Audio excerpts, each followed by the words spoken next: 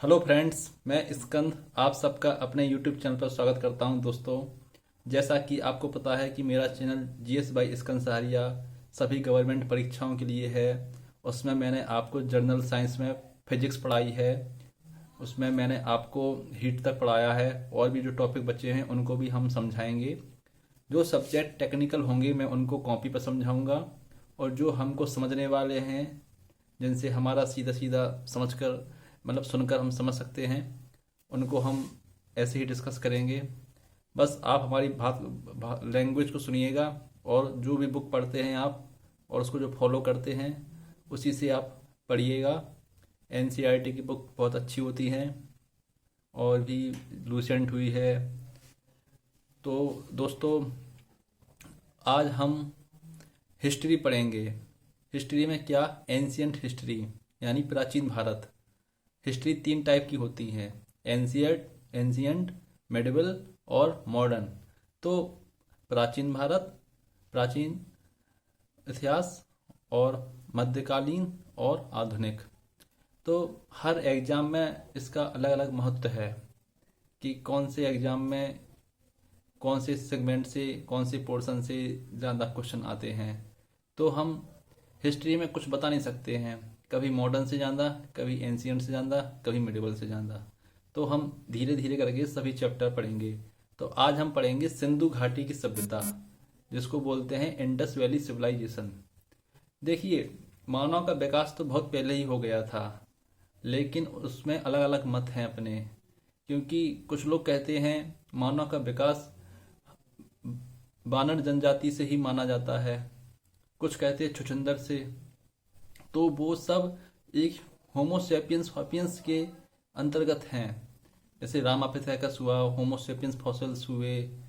तो उसमें नया पाषाण काल आया, पुरा पाषाण काल, सब अलग अलग चीज़ें हुई। धीरे धीरे मानव का विकास होता गया। जब सिंधु घाटी की सभ्यता, देखो सभ्यता होता है कल्चर, यानी जब मानव का विकास हो गया था तो उसमें समझ अपने आप डेवलप हो गई। आगे चलते चलते उसने आगे जो समाज को देखा, अपने आप को ढालना शुरू किया। तो पहला चैप्टर है सिंधु घाटी की सभ्यता। तो जब वैज्ञानिक अपनी खुदाई कर रहे थे, अपनी अपनी मतलब रिसर्च के लिए, तो अनेक भारतीय और विदेशी वैज्ञानिकों ने काम करना अलग अलग स्टार्ट किया। तो जब उन्होंने खुदाई में अनेक प्रकार के कंकाल मिले, अनेक मोहरें मिली, और अनेक उपकरण और अनेक औजार हथियार मिले। तो जब कंकालों को देखा गया तो उनका अन्वेषण किया गया, और उन्होंने बताया कि यहाँ कुछ प्रजातियों के अवशेष जो कंकाल के रूप में पाए गए हैं। तो इससे पता चलता है कि यहाँ पर मतलब मानव प्रजाति का निवास था।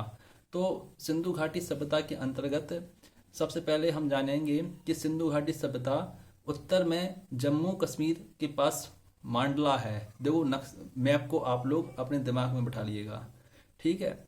तो उत्तर में मांडला, और दक्षिण में दौलताबाद नर्मदा नदी के पास, और पूरब और पश्चिम में आलमगिरी और उत्तर प्रदेश के पास जब खुदाई की गई तो यहाँ से कुछ अवशेष मिले, ठीक है।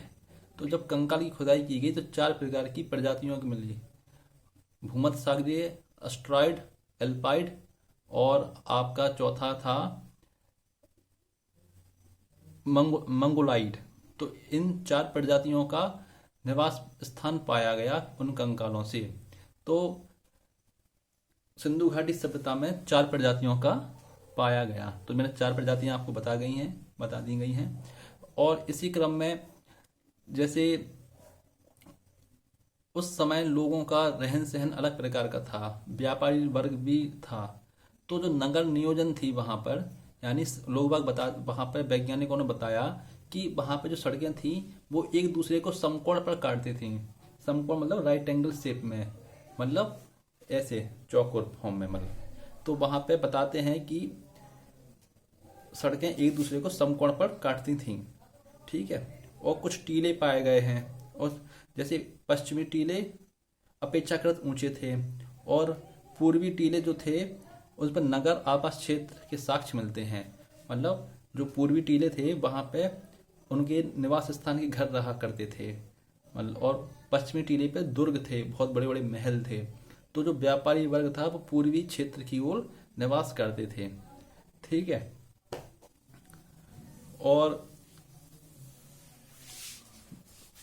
और हम आपको बताते हैं, और मतलब जो हमारी सिंधु घाटी की सभ्यता थी वो मिस्र और मेसोपोटामिक सभ्यता से बहुत विशाल थी। जो सिंधु घाटी की सभ्यता अभी तक जो पाया गया है वो मेसोपोटामिया और मिस्र से बहुत ही अच्छी मानी जाती है। इसको कांस्यकालीन सभ्यता कहते हैं क्योंकि कांसों का बर्तन यहाँ पे पाए गए हैं। क्योंकि वैज्ञानिकों ने जो रिसर्च की है अपनी हाइपोथेसिस के अनुसार उन्होंने इसके बारे में बताया है। देखो,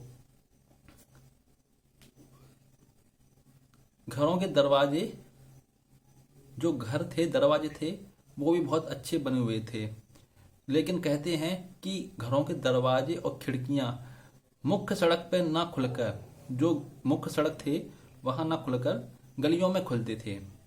क्योंकि छोटी छोटी गली थी, वहां पे व्यक्ति एक दूसरे व्यक्ति से जलता था। आप लोगों ने पिक्चर देखी होगी ऋतिक रोशन की मोहनजोदाड़ो, उसमें कोई मतलब द्वेष की भावना थी इन दोनों सभी के बीच में। तो कहते हैं कि जो मुख्य सड़क के पे ना खुलकर गलियों में खुलते थे। लेकिन इसका एक अपवाद था जिसको कहते हैं लोथल। लोथल एक शहर था जहां दरवाजे, इसका जस्ट उल्टा है, मतलब खिड़कियां मुख्य सड़कों पर खुलती थीं, गलियों में नहीं खुलती थी। क्योंकि वहां पे जो लोग रहते थे बहुत ही पावरफुल व्यक्ति थे, वो डरते नहीं थे। क्योंकि समाज में हर टाइप के लोग रहते हैं, एक दबे हुए और एक बहुत ही पावरफुल व्यक्ति। तो मकान बनाने की प्रथा बहुत प्रचलित थी। वहां पे 4:2:1 में मकान का फॉर्मूला होता था। यानी जो ईंटें प्रकार होती थी 4:2:1 के रेशियो में थी। 4:2:1 का मतलब ये हुआ कि पहले तो बड़े बड़े से ऊपर से बनाएंगे, फिर नीचे से ईंटों का कम प्रयोग होगा, फिर कम और नीचे ईंटों का प्रयोग कम होगा। तो ऐसे इन्होंने मकान बनाना शुरू किया। मकान बहुत ही सिंपल हुआ करते थे। और उसके बाद बताते हैं कि कुछ एक वैज्ञानिक थे चार्ल्स मेमन, उन्होंने हड़प्पा की सभ्यता के बारे में जानकारी दी थी। और कौन थे? चार्ल्स मेमन। किसने? 1826 में। तो मैंने आपको क्या बताया? मैंने आपको बताया कि सिंधु घाटी की सभ्यता मिस्र और मेसोपोटामिया की सभ्यता से बहुत विशाल है।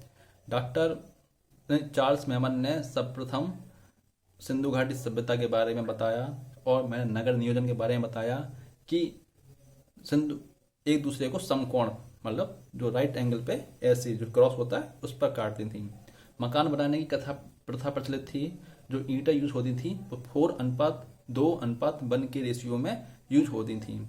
एक पूर्वी टीला होता था, एक पश्चिमी टीला होता था। जो पश्चिमी टीले अपेक्षाकृत ऊंचे थे, भवन, दुर्ग, बड़े बड़े महल पश्चिमी टीले पे हुआ करते थे, और पूर्वी टीले पर आपके नगर थे, छोटे नगर और बड़े नगर। ठीक है। और मैंने आपको क्या बताया, कालीबंगा के बारे में अपवाद है। ये किस प्रकार का अपवाद है? क्योंकि सड़कें मुख्य स्थान पर ना खुलकर गलियों में खुलती थी, थी। तो कालीबंगा इसका एक अपोजिट है। ठीक है। कालीबंगा पे गलियों में ना खुलकर सड़क, मेन द्वार पे जो गेट लगे होते थे वो खुलते थे। ठीक है। और मैंने क्या बताया? मैंने आपको बताया कि सिंधु घाटी सभ्यता का विस्तार कैसे है। देखो, जम्मू कश्मीर को आप देखेंगे मैप में तो ऊपर की ओर है, उत्तर की ओर है। तो जम्मू कश्मीर में मांडला, और नीचे दक्षिण में नर्मदा के पास दैमाबाद है एक, वहां पर। और आपका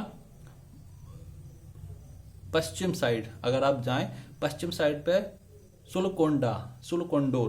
सुलकोंडोर, ये नाम थोड़ा कठिन है लेकिन याद रख लीजिए, पश्चिम में सुलकोंडोर। और आपकी उत्तर प्रदेश में आलिमपुर, पूर्व की ओर आलिमपुर तक फैली है और ये त्रिभुजाकार फॉर्म में है। सिंधु घाटी की सभ्यता, इसका जो विस्तार है त्रिभुजाकार फॉर्म में है। ठीक है, तो दोस्तों हमने ये तो सब जान लिया आपको